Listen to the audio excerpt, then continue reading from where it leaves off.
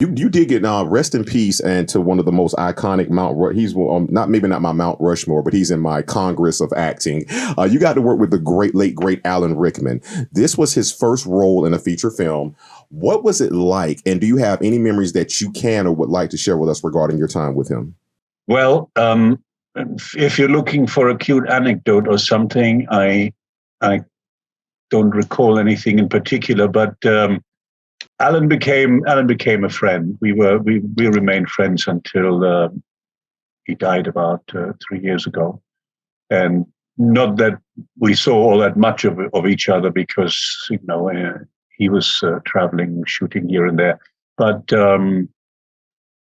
I learned a lot from him right there and then. I mean, I was still on the steep learning curve, and I thought it was amazing how he managed to be flexible and do what was required. And, there are certain requirements for a big American action film, and still remained true to, certain things about himself as far as doing it.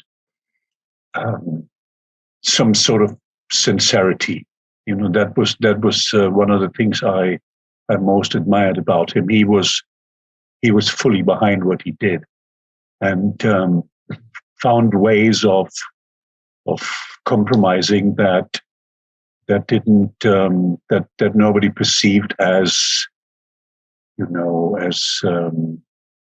something missing. I mean, like one of the I can say this much: he didn't like portraying violence without finding some valve that made it less serious, because he thought, well, a lot of kids are going to see this, and he didn't want it to portray just as some sort of destructive action, and so he always wanted to imbue it, and I think succeeded really well with it, with some sort of humor.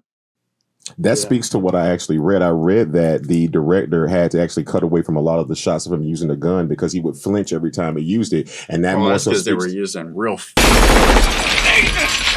Well, I mean, yeah, that too. But at the same time, to speak to what he said, that he wasn't really about violence unless it made sense. Let's not just fire our guns just to fire. And if you notice it, outside of Takashi, who does he really kill? That's a good point.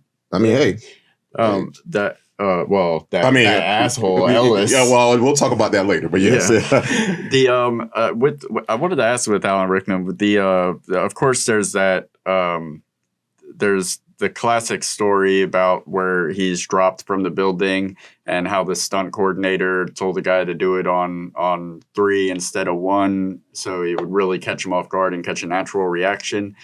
Did you were you on set around that time, or did he ever bring that up after the fact? Nope. First time I heard and saw anything about it was the premiere. There was a crew screening at 20th Century Fox.